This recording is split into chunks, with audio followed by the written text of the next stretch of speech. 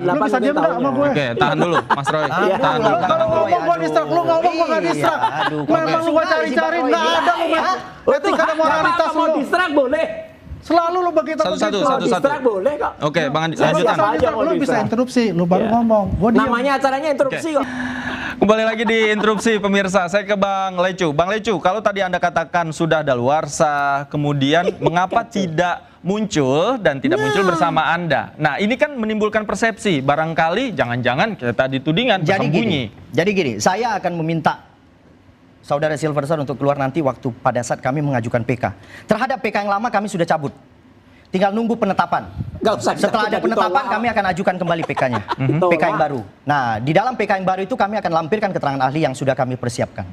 Demikian. Jadi saya meminta Silverster nantinya pada saat permohonan PK kami masuk, kemudian saya akan minta Silverster untuk Tapi maksud saya, sepengetahuan Anda, Bung Silvester, ini kan memantau ya perkembangan terhadap dirinya, perkembangan hukumnya ada dan lain komunikasi sebagainya. secara telepon, ada komunikasi, ya komunikasi secara telepon itu kan tetap, karena kan saya kan pengacaranya. Jadi jelas saya meminta, oke, nanti ketika kita hadirkan pada saat kita ngajukan PK kedua. Oke, terakhir kan informasinya sakit. Kemudian tadi Anda katakan sedang sibuk keliling ke beberapa kota. Artinya sudah sembuh. Beberapa kota. Udah sembuh. Sudah sembuh. Udah sembuh. Apa terakhir yang Anda komunikasikan dengan? Terakhir yang saya dengar komunikasi kami adalah bahwa Kak Sil itu adalah pergi ke beberapa daerah dalam rangka penyuluhan terhadap UMKM. Itu yang saya. Oke, baik. Artinya akan mengajukan PK kembali. Padahal yang sebelumnya sudah ditolak tadi kata Anda. PK yang kemarin kita appreciate kepada hakimnya, Pak Putu atau siapa gitu yang apa aja dari Bali.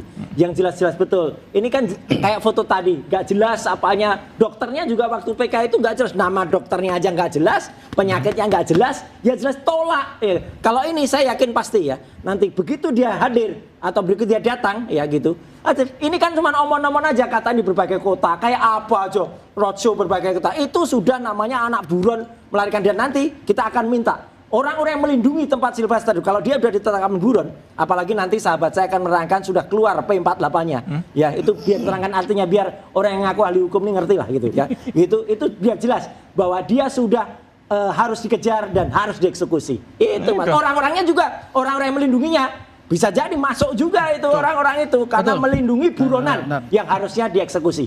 Itu. Kalau pengacara masuk melindungi nggak? Enggak, kalau pengacara kan punya undang-undang. Boleh, kecuali pengacara melakukan hal yang kayak dulu. Sempat ada pengacara yang pakai bakpao segala itu. Ya, kalau yang di Solo tadi, tanggapan Anda? Kenapa? Bang Andi Aswan. Yang di Solo, itu kan halusinasinya dari dia selalu mengatakan berhubungan dengan Solo, ya kan?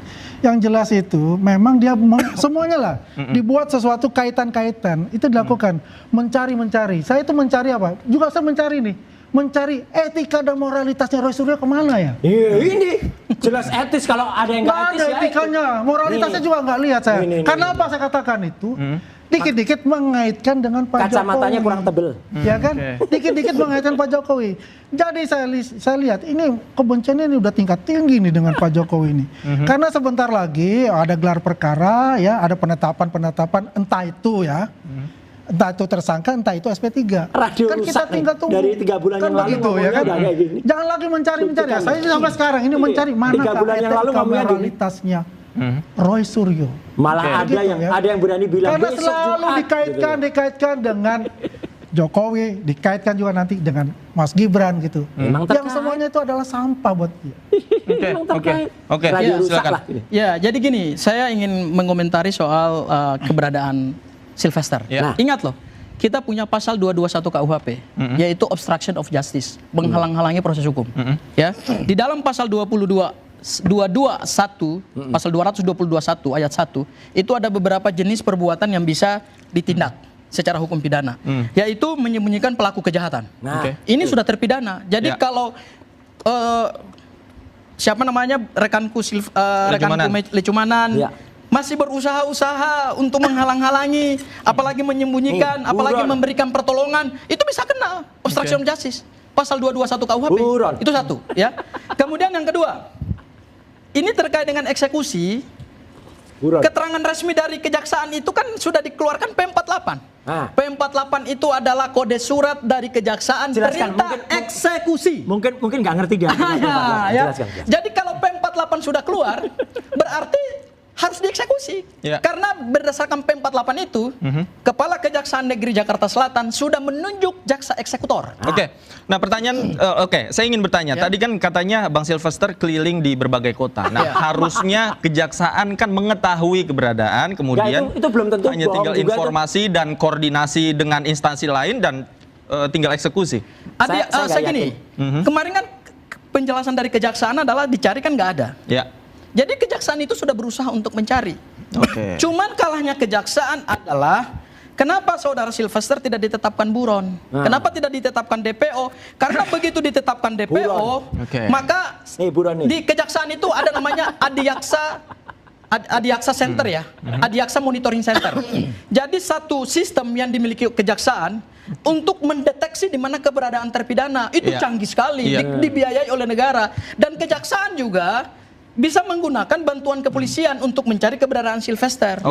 Cuman karena kejaksaan belum menetapkan Sylvester sebagai DPO, makanya belum bisa dilakukan pencarian secara paksa. Saya tangkap poinnya, Bang Lecu, tanggapan Anda. Tanggapan saya tetap kepada kadaluarsa, jadi jaksa tidak perlu lagi melaksanakan eksekusi. Itu jelas. Yang kedua, ini jelas 310-311 delik aduan absolut, karena dulu Pak JK sama sekali tidak pernah diperiksa dari tingkat proses penyelidikan sampai proses peradilan. Jadi jelas, ya kan, terhadap putusan semuanya keliru. Kekeliruan hakim jelas di situ. Sehingga artinya dengan adanya kekeliruan hakim itu harusnya perkara ini tidak perlu lagi dieksekusi. Itu jelas. Kemudian kepada rekan saya Pak Roy, ya, seorang seniman, ya nggak apa-apa. Kalau bisa posternya besok lebih banyak lagi posternya. Itu jelas. Artinya, ya. Harus kalau itu. Jadi seneng kan? Pokoknya Pak Roy udah tunggu saja laporan terhadap Pak Roy, ya kan. Kita sama-sama menunggu saja, ya kan. Kita lihat nanti prosesnya seperti apa. Ya, itu saja dari saya. Laporan terhadap Mas Roy yang mana? Mas Davi. Terkait dengan yang di Polda Metro Jaya. Kan dalam proses penyidikan. Kita tidak membahas itu. Kita tidak membahas itu. Baik. Bang Andi, silakan, ada yang mau sampaikan? Iya, kalau saya sampaikan tadi apa yang dikatakan pengacara secara hukum, ya itulah yang beliau berkomunikasi dengan pengacara, kan seperti itu. Kalau tanggapan saya sebagai sahabat beliau, ya. Dengan Anda berkomunikasi nggak? Saya nggak berkomunikasi. Nggak? Sementara ini. Ya. Kalau saya ada komunikasi pasti ada di sini. Takut ikut ditangkap. Sebagai sahabat. Jangan kau bilang, maka saya bilang, kau nggak punya etika dan moralitas juga. Iya, takut. Karena kau tuh selalu berbicara, orang berbicara, kau distract, ya, dan tidak mengakui. Nggak apa-apa lah, kalau memang nggak berguna. Jadi begini masalahnya, Mas Roy, ya. Kan saya sudah katakan, ya, kita kan melihat ini adalah kasusnya kasus politis, ya. Pandangan saya, ya kan. Masalah itu eksekusi dan itu ada jaksa eksekutor yang menentukan. Udah keluar. Itu kewenangannya adalah jaksa. Sudah keluar P48-nya, mungkin dia tahunya 4848 taksi, Jakarta Bandung dulu mungkin. Semuanya itu. 4848 lu bisa diam sama gue. Tahan dulu, Mas Roy. Tahan dulu. Kalau ngomong gue distract, lu ngomong gue gak distract. Memang lu cari-cari, nggak ada lu etika dan moralitas lu. Mau distract boleh. Selalu lu begitu. Satu. Distract boleh kok. Bang Andi, lanjutkan. Lu bisa interupsi, lu baru ngomong. Gua diam. Namanya acaranya interupsi kok. Iya, lu bisa interupsi. Lu ngomong, gua diam. Tapi ketika gua ngomong, lu juga hormati juga dong. Silakan lanjutkan. Kan begitu lu. Ya kan, artinya itu yang saya, karena saya tahu di situ kondisinya itu, maka saya bilang ini adalah politis. Dan urutannya juga kita jelaskan, 310-311 itu kan hasil delik aduan absolut yang dikatakan dari pengacara tadi. Balik ya. situ lagi. Kalau bicara itu, kalau kita dari awalnya nih terjadi seperti itu, proses yaitu adalah hak kekuasaan berjalan di sana. Ya kan? Yang paling penting saya poin ini adalah Sylvester mengakui dia slip tongue. Ya, dia slip tongue dan dia meminta maaf dan meminta secara adat kepada Pak JK. Itu ya. Bertemu langsung. Meminta maaf langsung. Diterima secara langsung. Dan memberikan yang namanya sarung kebesaran NTT kepada. Di bawah ini. Secara langsung kepada Pak JK. Pak JK. Enggak, sudah ada sahabatnya Pak JK yang menolak ini pada salah satu acara yang dipanggil. Ya, dia kan hadir, udahlah, Bro. Iya, Pak. Udah usah Pak Roy kan hadir. Jangan seolah-olah Pak Roy itu apapun ada di sana. Informasi yang Anda dapat sebaliknya berarti. Sebaliknya dijelaskan di ARC waktu itu. Jadi udah bohong lah dia. Udahlah, nggak usah dianggap. Oke, satu-satu. Sekarang Mas Davi. Oke, sekarang kita kasih kesempatan. Mas Roy, silakan. Udah kasih Mas Roy. Udah Mas Roy silakan.